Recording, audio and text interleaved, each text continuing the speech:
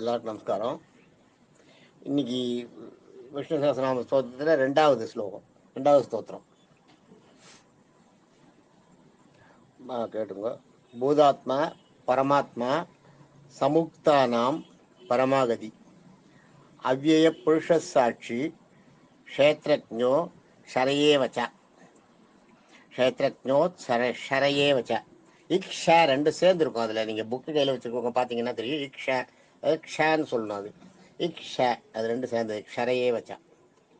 இது எப்படி சொல்லணும்னா, பூதாத்மா பரமாத்மா சமுக்தா நாம் பரமாகதி அவ்யய புருஷ சாட்சி க்ஷேத்ரஜ்ஞோட்சரையே வச்சா அப்படி சொல்லணும்.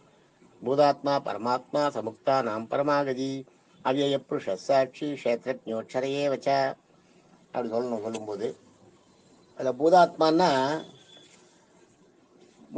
இந்த உடல், பூத உடல்ன்றது இதுதான். இந்த உடல் இதை படைக்கப்பட்ட அத்தனை உயிர்களிலையும் உள்ள ஆத்மாவாக இருக்கிறவர் பூதாத்மா அப்படின்றது. அதான் உள்ள நம்ம உடம்புக்குள்ள இருக்கிற ஆத்மா அவர் தான்ன்றதுதான் பூதாத்மா. பூத உடலுக்குள்ள இருக்கிற ஆத்மா பூதாத்மா.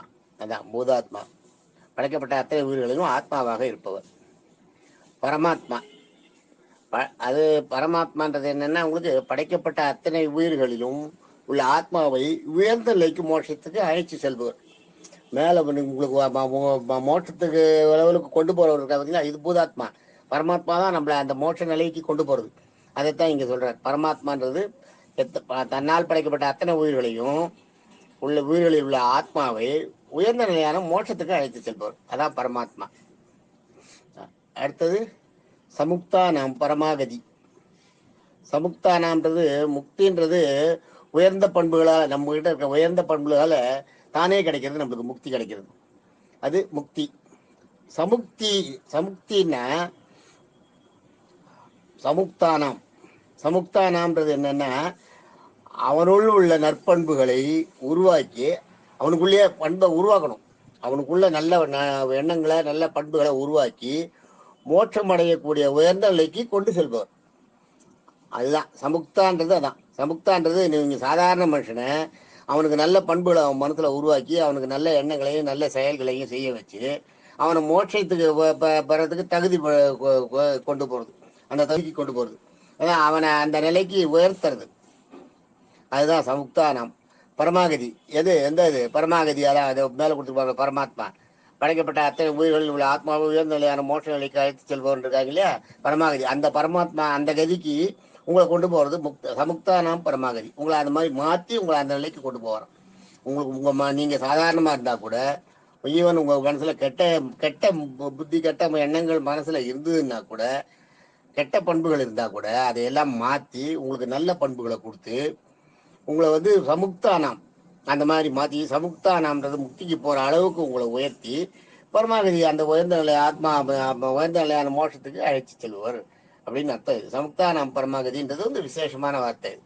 இந்த பேர் ரொம்ப விசேஷமான அவரோட குணங்கள்ல ஒண்ணு. இந்த சமுக்தானாம் பரமாகதின்றது பெரிய விஷயம். அது ஏன்னா, நம்ம சாதாரணமா இருக்கோம், நம்ம மனசை மாத்தி நம்மளுக்கு மோட்சத்தை கொண்டு வந்து கொடுக்கறதுன்றது எவ்வளவு பெரிய விஷயம். அதுதான். அடுத்தது அவ்யய. அவ்யயன்னு ஒரு பேரு. வியன்னா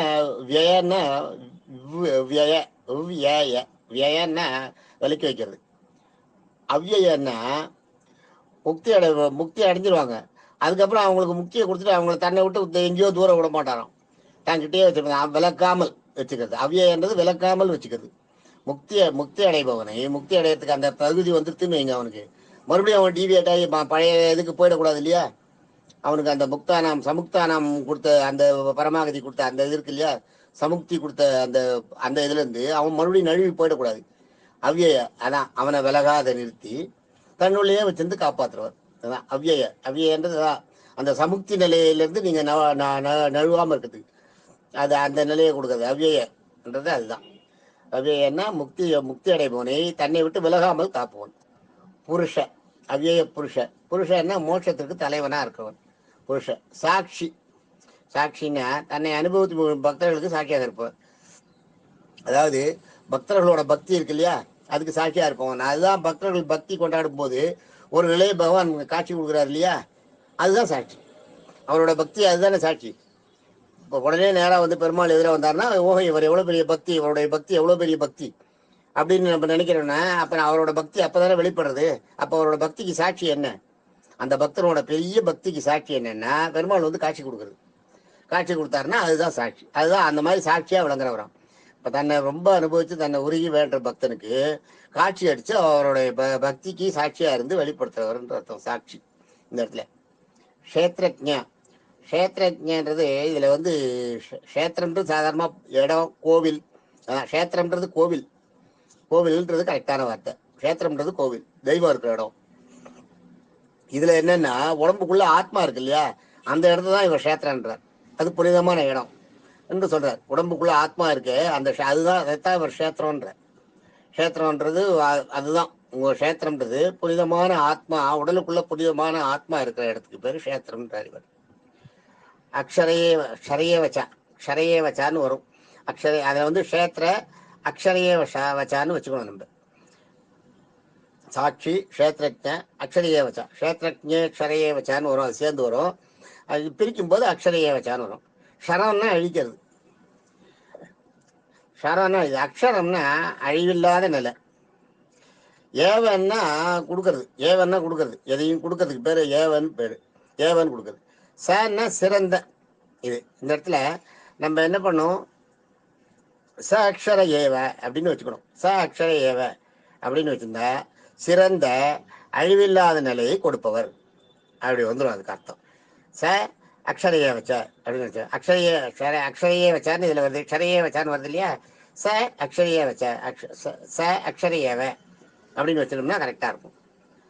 ஆக இந்த இன்னைக்கு வந்து நம்ம என்னென்ன எத்தனை தெரியுமா, இன்னைக்கும் வந்து 1 2 3 4 5 6 7 8 9 வருதா, 8. இன்னைக்கு 8 பேர். இந்த ஸ்லோகத்தில் 8 பேர்.